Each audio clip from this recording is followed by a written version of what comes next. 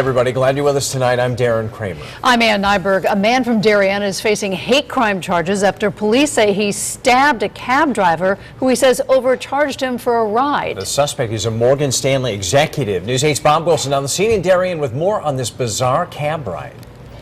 Well, it all started off as a normal cab ride from Manhattan here to Darien.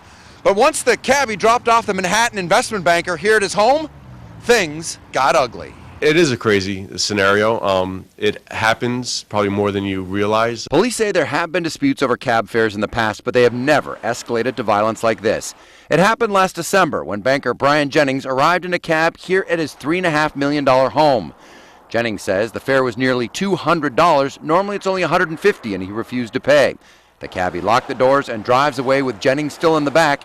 The cabbie says he's looking for a police cruiser. Jennings says the cabbie was taking him back to New York City. So just before the on-ramp to 95, Jennings pulls out a penknife.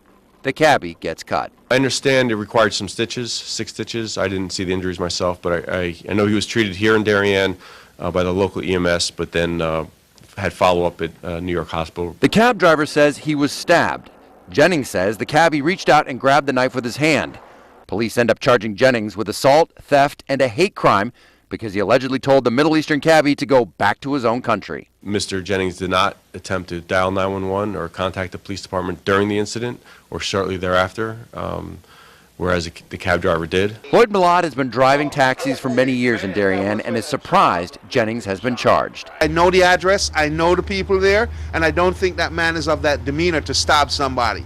I don't think he has. I mean, I've never seen that side of him. He says the prices are different. In Darien, it's a $150 ride. A yellow cab, it's $205.